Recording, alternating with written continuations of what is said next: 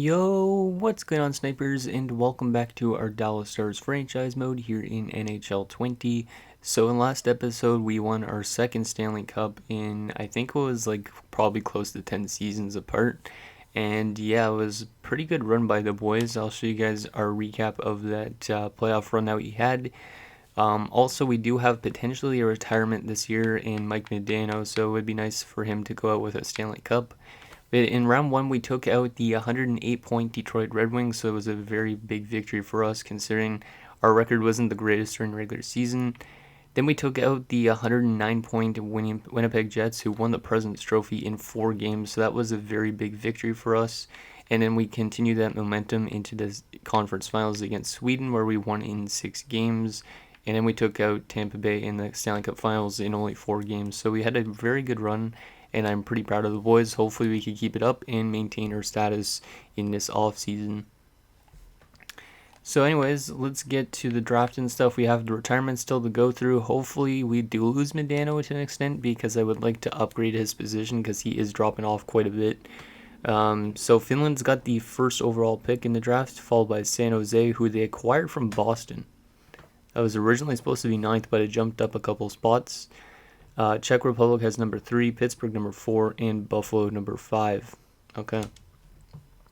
So we still have our first round pick. Hopefully we could get maybe a good prospect in, or we could always trade it, but I don't think we're going to be making necessarily much trades in the offseason. It's more about being like signings and stuff like that.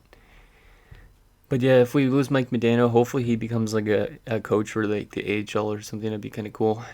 Okay, so retired players. Who are the better players that retired this year? I don't see Modano yet. Okay, so Rod Brind'Amour retires with 1,250 points. He was over point per game, so kind of unrealistic, but still really good.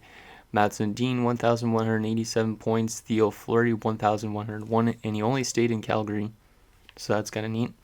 Martin Rucinski, 1,045. He over-simulated quite a bit, considering he was over point per game by 3 points, probably because he was playing with Sundin mostly.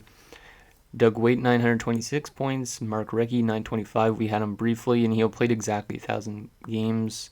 McEachran, Barnes, Kristich, a lot of big guys. Matthew Schneider, Ted Donato, Donald Adet. I think we had Adet for a few years, didn't we? If I'm not mistaken. Yeah, we had Adet for a couple seasons, 4 seasons. Tony Monte also retires. Zalpukin, Jelena, Yake, Manderville. Yeah, we did not lose Modano. We might have to sign him for the AHL this year if we want to bring him back. Or we could let him go and maybe Detroit will pick him up like in real life. Dopita as well, Glenn Wesley, Scott Thornton. Adam Foote retires already. It's pretty early for Adam Foote. Vladimir Malikov, Stephen Rice, Paul DiPietro, Mike Craig, a former player of ours from year number 1. Patrice Brisebois retires. Brett Hedikin, Vladimir Vuctek, Yaroslav Modry, Igor Ulanov, Alexander Godiniak, who we had briefly as well. Lyle Odeline retires. Bill Lindsay, Marcus Ragnarsson, and that might be it. Nope, Louis DeBrusque as well. Maybe he'll become the commentator that he is now, or color commentator. I don't know what that role is considered, but anybody else? Or is it just going to be a bunch of random guys that are normally in the AHL? Yeah, that's what it looks like. Okay. And then goalie-wise, any goalie retirements? Jamie McLennan retires. Will he go to TSN? Stefan Fissé also retires, and that is it. So, not a lot of huge retirements. Well, I would say a good portion of these are big. But, yeah, quite a bit of retirements this year. Okay, so now we are going to get to that draft after we find out the coaches that retired. Did we lose anybody in the AHL? Because we didn't lose an NHL coach, which is good. Yeah, we lost Nicholas Grossman in the AHL, so, okay. Draft interviews, I don't think we want to do these. Yeah, we're not going to do the draft interviews just because sometimes the game crashes when that happens. Okay, so we're up here at the draft, finally. Let's take a look again at the draft class, just from this point of view. See what there is. Because at the moment, I think we don't have a lot of, like, wingers, mostly. I think we have a lot of centers. We're supposed to be going around 30th. I think I pinned a guy if I'm not mistaken.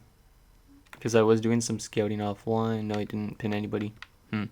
Anyways, let's just get to the draft and we'll make our decision there. So hopefully we don't lose too much players though to the Resign stage. I would like to get mostly everybody back unless they're dropping off considerably. Like Mike Modano, I don't know if I'm going to bring him back. Because I could bring him back for the AHL or as a depth guy maybe. But I don't know how far he's going to drop off. Okay, so Finland's got first, San Jose, Czech Republic, Pittsburgh, Buffalo. So we will have number 31, right? Or is it going to be higher up? No, we're having 31. Okay, so let's see who Finland gets at number 1. Finland's going to take Clemenson, two-way forward, only 79, so this draft might not be as strong as previous seasons. San Jose at number 2 is going to take Nesterov, another 79 two-way forward, so these two guys are going to probably be neck and neck for like winning the Selke over a couple of seasons, I would assume. The third overall pick, Czech Republic, is going to take Recchi. Oh yeah, that's that Recchi guy, Michael Recchi. It's funny that guy comes into the league as Mark Recchi retires. Fourth overall, Pittsburgh's going to take Holmquist, who's a power forward. Yeah, this is a bit of a weak draft, and Nokalainen goes number 5. Yeah, this draft is not as good, it looks like, but as long as we get something solid enough for the future, I'll be happy. So, Gabriel Black could be elite. I don't think so, though. 4 years away, he might actually be. Malhotra, we know nothing about. Austin, he looks kind of solid, actually. He's probably top 6, but he looks kind of solid. Yeah, I think I might go with Brent Austin here. Let me just check to make sure there's nobody else in this area that would be better. Farmer isn't guaranteed.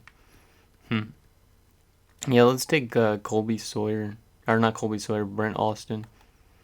He just looks like he could be a pretty good player because his shooting looks pretty decent and he has leadership ability, so why not bring in a guy with leadership ability? So welcome aboard Brent Austin to Dallas. And also there's Austin, Texas, so it kind of makes an interesting story out of that. Apparently Philippe Boucher is on the block. Maybe we want to bring him in, I don't know. So Austin, 64 overall, top 6. That's not too bad. We might auto-sim soon the rest of the draft because, like, at the moment, our draft picks don't matter as much because we are getting closer to the end of this series, like probably another 8 seasons or 9 seasons. I don't even know when it goes till. Chen. Maximus Chen. Yeah, that guy probably is elite, but he's probably not that good. Zachariah Crab. What a name. Danny Dwyer. I kind of like that name too. This guy might be a top 6, but he could be a top 9 as well. How about Billy Law? Okay, Billy Law actually could be interesting.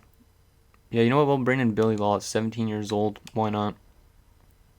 And how good is he? I hate that I have to go back to the next round, or last round. Top 9.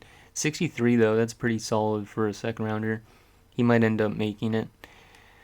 So I think we're going to auto-sim soon. Just because I don't really... I do care who we get, but at the same time, this draft is not as good as previous seasons. Costi, 4 years away. Bear Stole. That's kind of a neat name. Kirill Nabokov. He actually looks pretty solid for a low top 6. So yeah, let's just take him, why not? And he's a 63. Okay, let's just auto-sim the rest of the draft. That way we could get to the more important part, which is the re-sign phase. See if we could get everybody back pretty much. So after Nabokov, the computer got us Granlund, Tulipov, Wood, Horkov, Marcoux, and Dezay. We had quite a bit of picks for winning the Stanley Cup because we made a couple of trades for picks throughout the season. Okay, so let's get to that re-sign stage. See who we have to get back. So we have to actually get back an AHL head coach, which we'll do. We do have a lot of coach vacancy though in the minors. We might need to find an AHL assistant coach. So this guy's going to be our AHL head coach. Hunter Bartlett will give you 400k. There you go. But yeah, we're going to have to find some new coaches for the minors. And we got our scouts to re-sign as well. I like how the scouts don't retire really. So it's kind of nice that you could just keep good scouts around the entire time. At least that's what I find. Unless some of them reject, which that's very rare that they do that. I think they usually only reject if you don't have enough salary to actually re-sign them. And we are good. Okay, so who do we have to re-sign in this off-season? I mean, it doesn't really matter because we have unlimited cap, but okay, let's go. UFAs, Anton Lundell's definitely coming back. The question is how long. He's 30 years old. He's 88 overall. He's going to be a pretty... Like, I could sign him probably for like 6 years without him retiring. Mike Modano is still an 80, and he does not want to be re-signed. Wow, he still wants 3.4. I could give him 1 year at like 3 something. Let's go to the RFAs first. So McCardle is going to get signed. He actually might be a 4th liner this season for us. Hewitt's also getting really close to making it. And then these other guys are just more AHL players, which is fine. Any of our unsigned guys need to be signed or not. DePenta I'm going to bring back, but we could upgrade him. Like, I might sign him and then trade him sometime soon. I could give him 2 years at $700,000, and we might trade him within those 2 years because he's not been that great, but he still might be a decent traded like his trade value is probably going down quite considerably, but we'll sign him anyways. And then we'll get back Stafford. And then unsigned guys, we are going to sign Dorsett. I don't remember how long ago it was he drafted him. Probably last season. Yeah, it was last season at 15th overall. 70 overall now. So we will sign him for the minors. And we'll sign nobody else from the unsigned guys, I think. Yeah, Wood is a high fringe starter, so that's a nice pick kind of by the computer. Jalen Wood. Okay. And let's go back to those UFAs. So Anton Lundell, he wants 8 years. I could give you 7 years, but giving you 6 years, I could give him 6 years. But I don't know if he would like that. I don't want to give him 8 years necessarily because I don't know if he's going to play till 38. So we'll give him 6 years at 8 let's do 8.8, why not? He'll probably sign, I would assume. Ozelinch is probably going to be starting to drop off soon, but we'll give him a 1 year deal like he wants at $7 million. He's been a really good fit for the defense, so. And Knights I've been kind of not impressed by. I might let him go. Because this last season, he had 20 points. Not very good. 3 points in the playoffs and a +2. I could bring him back still. He's probably not too expensive. Yeah, he's only wanting 1.9, so we might as well bring him back on a 1 year deal. Like I said, if we want to, though, we could sign these guys and then trade them away. I would just rather not them go to free agency. But we are going to probably let go of Lynn back this year just because it's better to have him go to a team than having him as depth, I think, at the moment. Yuri Slager's probably going to drop off, but he was a good fit when we brought him in. So let's see if we get him for just a bit over $4 million. Mike Modano, I'm going to still try and sign him because he deserves to retire in this organization like he did in real life and not go to Detroit, but we'll see what he wants. Franzen is one of these interesting ones as well that I could let go of. Like, him and Martinson have been kind of shifting between who we use. Like, 6 goals in 15 games as a depth guy for Martinson's not too bad. But Franzen, how well did he play? 27 points, not too bad. 3 points in the playoffs. I mean, I like his face-off stats, so that's... Yeah, I'm going to re-sign him, and I think I might let go of Martinson. Because I like the face-off stats on Franzen a lot better. Because face-offs are pretty key. Martinson's not that bad either, 79, but... Did we even play him at all in the playoff run or not? No, we did not. I might let him go. Just because we have a lot of young guys coming up. Thornton, we're going to let go. That's one of the depth guys we signed. Taze was playing in the minors, I believe. Right? Yeah, he was in the minors the entire season. I don't think he's really worth keeping around. He might be a depth guy at best, but we're going to let him go. he was a pretty big bust for this organization. We'll let go of some of these other prospects that are not going to make it, because there seems to be quite a bit of them, which is not that good. We will sign Varakis, though, because I think he was a first-round pick. Salvador, was he a first-rounder? No, he's a fourth-rounder. I don't think he's going to make it either, so we'll let him go. And then we will definitely sign Riley. Riley's going to be pretty good, I think. 71 at 20 years of age with medium elite potential. I think this guy has he has probably the potential to becoming like the next Mike Modano on this team. Kasparaitis we're also going to sign because he looks pretty solid. And then,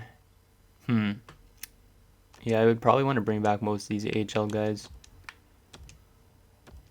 Geez, Vance grew a lot. 75 at 21. We're going to let go of Mikas, though, just to make up some roster space down there. Get rid of Reeves. Yeah, I think I'm going to let go of Martinson because, I mean, I could use him still as depth this year. You know, actually, we'll assign him as a depth forward again. He doesn't want a lot of money either. But we might have to give him more than that. So we'll give him 1-2. And I think that's it. Yeah, because I think I'm going to let go of Lindback because he doesn't really fit our team anymore because we got a lot of offensive defensemen. So, yeah, we're going to let go of Thomas Lindback, even though he has been a pretty solid player for us, and he was a former 6th rounder that made it. Good luck wherever you go, Thomas. Hopefully you win a Norris maybe eventually. I don't know. But he doesn't really fit our team anymore with the amount of offensive defensemen we have. Okay, let's advance today, see if we get all those contracts back. We'll just kind of blow through it and then see if we have anybody left to sign. Hopefully most of them accepted because we did just win a Stanley Cup. Let's just go through it quickly. And okay, so we do still have a bit of UFAs to get through. RFA wise, these guys all rejected. What a surprise. We'll qualify them all though. Just because that way they will probably accept. Because McCardle might be on our 4th line next season. I think I might give him a shot. Lindell, though, I don't want to give you 8 years. 7 years is fine, maybe. This might be a really big contract to give to him, but, I mean, like I said, we could probably trade some of these guys if they don't perform well eventually. Knights I would still like to get back for that 4th line. For 1 year, we could go 2 years, actually, but we could upgrade him potentially. I'm just going to overpay on a lot of guys so I get them back. 2.9 for him. Sliger will get you back, even though you're probably going to drop off. If you do drop off, we might have to upgrade you. We'll give you 1 year at $5 million. Like Modano, I still want to bring you back 1 year at 4.5. But you might be dealt. You might be dealt. Just because that's a pretty big cap hit. But it's only for 1 year, so it's not that bad. Franzen, I still want to bring you back because you're a good 4th liner for us. You got good face-offs. 2-3 for you. And Ward doesn't want to really come back for the AHL, so... Yeah, I'm going to let go of Ward, I think, for the AHL. There you go. Just because AHL doesn't matter as much at the moment. And we do have a lot of young guys coming in, so...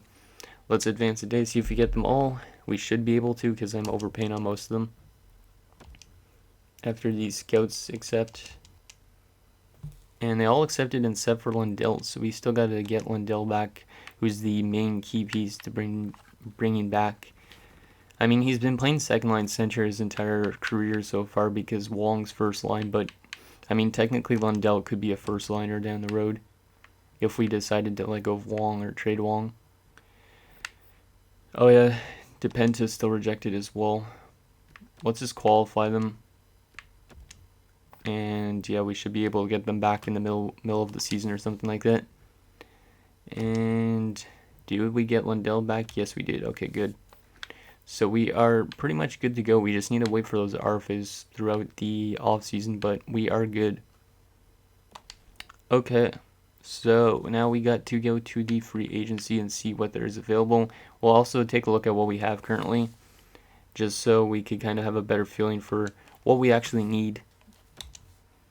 Because we didn't let go of a whole lot of players, so we might not need to make much signings this year, unless we want to upgrade positions. Okay, so let's see what we got here. So forward-wise, actually let's just go center first. So we got 1, 2, 3, 4, 5 centers. Martinson would be depth. Okay. 6, 7, 8, 9. McCardle, if he signs his RFA thing, and he would be one of the players. That's 9 players. 10, 11, 12, 13, 14. Yeah, I think we have enough forwards. Yeah, I'm pretty sure we have enough forwards at the moment. I mean, if Mike Modano drops off, though. Yeah, if Mike Modano drops off considerably, then we might actually play Martinson. But I think we're good on a forward count for now. 1, 2, 3, 4, 5, 6. We're pretty good on defense as well. We might need a 7th defenseman, though. And goalie-wise, we are pretty much fine. So we don't really need a whole lot. But I'll just show you guys what's available anyways, and you guys could suggest some upgrades. Because I'll be recording the episode. You guys are going to be seeing this on a Friday. I'll be recording an episode literally the day afterwards. So if you have any suggestions, let me know. And I could bring in some of these guys potentially. So let's go by... Let's see if there's anybody that actually fits our system at all. Anybody that like fully fits our system. All penalty killing lines for Fowler. Defense. Let's look at defensemen only. Because that's where I think we might have some problems if guys start to drop off a lot. Anybody fit our system really well?